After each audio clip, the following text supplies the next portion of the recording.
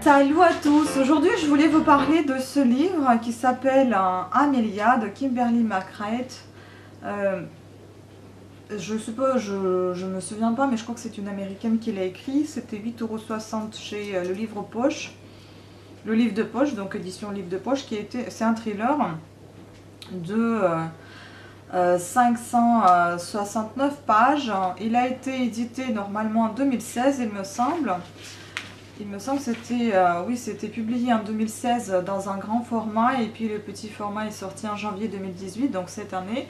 Je l'ai acheté chez Fnac et bon, je suis pas très emballée dans le sens où c'est un bouquin assez difficile, surtout pour les parents, je pense, à lire, surtout pour les mères seules. J'en ai pas d'enfants, donc je les loue comme ci, comme ça, rapidement, mais il y a des choses qui sont un peu difficiles. En fait, de quoi je parle, c'est que ce livre, il parle de la mère solitaire avec son enfant et d'une adolescente qui s'appelle Amelia Baron. Et donc là, en fait, ce qui se passe, c'est qu'un jour, sa mère est appelée au lycée. Je ne vais peut-être pas vous raconter tous les détails parce que si jamais vous avez envie de lire ce livre, que vous le lisiez. Un jour, sa mère est appelée au lycée parce qu'il y a un souci avec sa fille, etc. Alors que c'est une fille toute sage, sans aucun problème. Mais sa mère est appelée au lycée et donc elle y arrive avec un retard, mais elle y arrive quand même parce qu'elle vient après son travail. C'est une femme d'affaires qui est très occupée. Il me semble que c'est une avocate qui est tout le temps sur son lieu de travail, qui est tout le temps occupée, qui n'a pas beaucoup de temps à consacrer à sa fille, mais quand elle lui consacre son temps, c'est une mère et fille un peu copines qui sont très proches, mais mine de rien, il y a des choses que la fille n'a pas su raconter à sa mère par honte ou par le fait que la mère était trop occupée et qu'elle n'a pas consacré beaucoup de temps à sa gamine, et donc il y a eu des soucis par rapport à ça aussi. Donc ça parle, voilà, elle est pressée, ça c'est bien décrit, vous êtes vraiment dans le mouvement, ça se passe bien. Le livre vraiment est bien écrit dans le sens où ça se passe très rapidement, ça se lit facilement, sauf qu'il y a parfois un vocabulaire très adolescent aujourd'hui, le vocabulaire parfois tchatch un peu. Je n'aime pas ce style d'écriture, je n'achète les livres que pour pouvoir améliorer mon vocabulaire et non pas le dégrader. Alors là, c'était vraiment le cas. Le livre est un peu glauque dans le sens où ça parle pas seulement des relations filles-mères, mais ça parle aussi des relations femmes. Homosexualité. Donc la mère qui arrive avec le retard au lycée, il est déjà trop tard, sa fille s'est suicidée. Il y a plein de police partout, il y a plein de soucis, enfin il y a des gens qui courent partout, etc. Il n'y croit pas. Après, il y a un moment où elle est très déprimée, elle est assez dépressive, elle regarde dans le vide, elle pense à rien, elle sait plus ce qu'elle fait.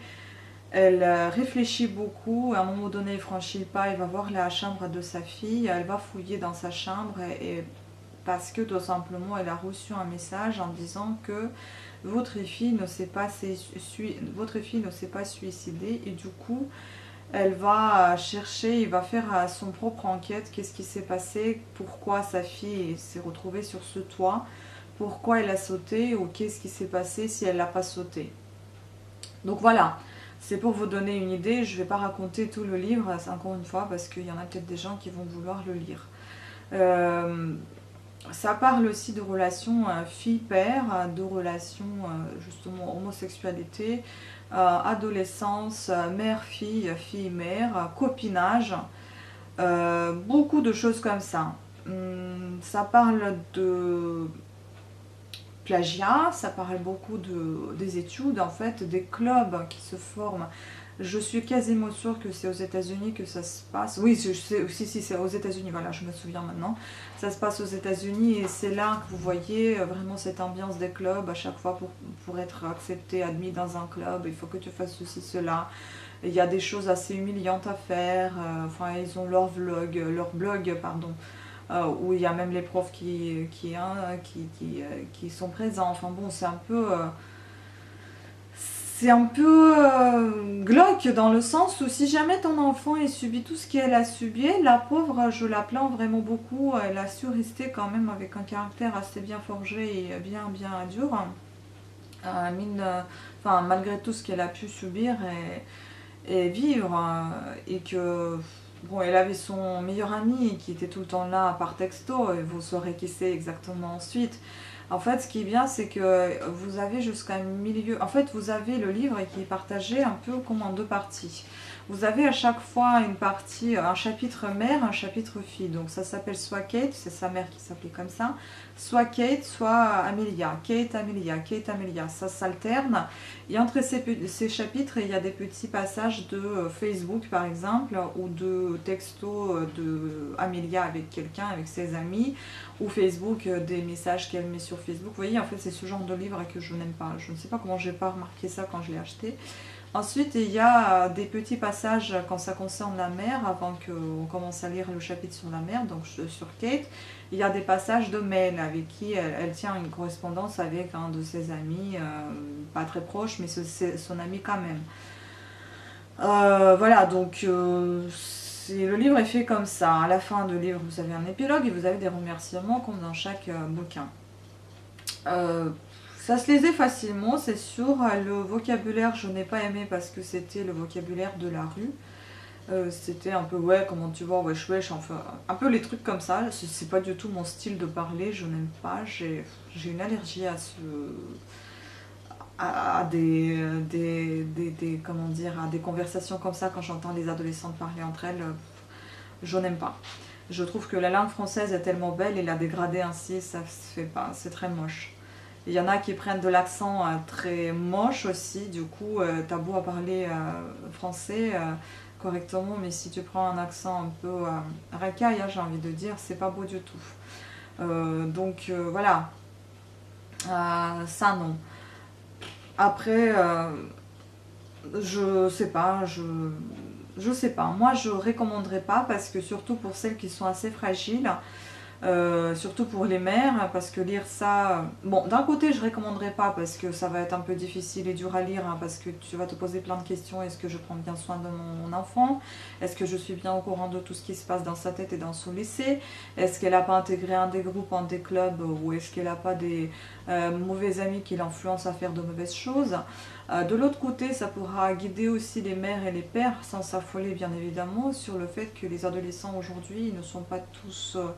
blancs, on va dire, pas tous tranquilles, blancs dans le sens où ils sont propres, parce qu'aujourd'hui les relations sexuelles commencent très très tôt, ce qui est vraiment très navrant. Je trouve qu'aujourd'hui ça va trop vite. Je pense qu'aujourd'hui les enfants n'ont pas forcément la vie d'enfant, ils peuvent pas, ils profitent pas en fait de leur enfance et vont très vite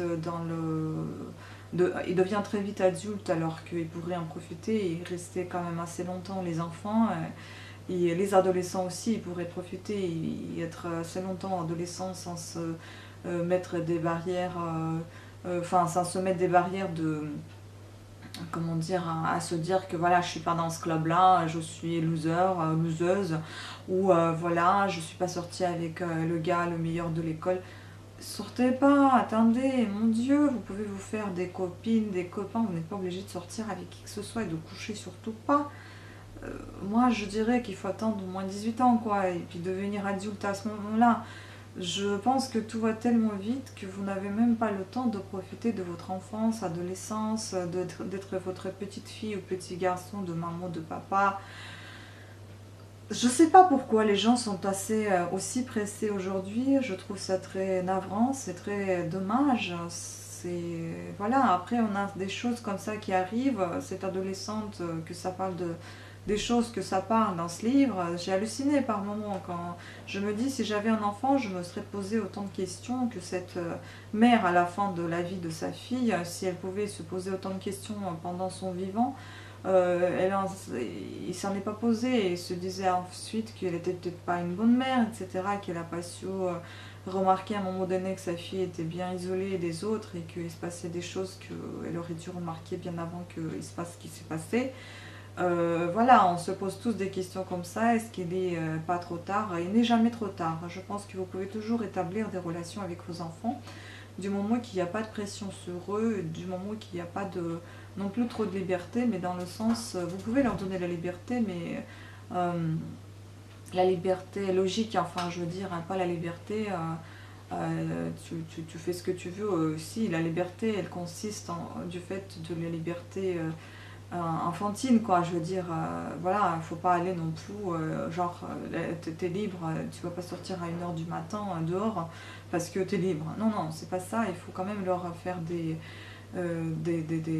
faut les encadrer parce que c'est ça ce qu'ils ont besoin. S'il n'y a pas d'encadrement, s'il n'y a pas d'organisation, ils savent pas où ils vont, ils font du n'importe quoi. Donc c'est ce qui se passe un petit peu parce que la fille elle était un petit peu livrée à elle-même parce que la mère elle travaillait tout le temps et elle n'avait pas forcément le temps même rien que de l'écouter. Parfois elle était trop occupée à son travail et pas par sa fille. Voilà, donc c'est ça qui est un petit peu dommage, cette relation fille-mère. Et puis bah, la fille évidemment elle allait un petit peu dans tous les sens malgré qu'elle était quand même bien éduquée, elle était bien dans sa tête, mais elle était différente. Voilà, donc je vous en dirai pas plus, je vous laisserai lire si vous souhaitez ce livre. Euh, voilà, je suis restée assez perplexe parce qu'en soi il est pas mal, il est bien écrit. Je n'ai pas aimé voilà, le style dans le sens de vocabulaire, mais bon, le style le veut parce que ça parle des adolescents. C'est pour ça qu'il y a cette écriture un petit peu ado, quoi. Voilà. Mais sinon, en soi, je pense que c'était un sujet à évoquer de toute façon, parce qu'aujourd'hui, on est tous concernés plus ou moins par des sujets pareils. Et puis là, vous avez quand même pas mal de sujets, donc mère, fille, copine, homosexualité, sexualité tout court, hein, les clubs dans les lycées. Vous avez plein de sujets que ça pourrait toucher le plus grand nombre de lecteurs de ce livre. Voilà, sur ce, je pense que on a fait un tour. Moi personnellement, je n'achèterai pas ce style de livre parce que les thrillers, j'ai envie d'arrêter de les lire. Mais voilà, je vais finir par lire tout ce que j'ai chez moi et puis après on verra bien. Sur ce, je vous embrasse, je vous remercie de votre attention et je vous dis à très bientôt. Ciao!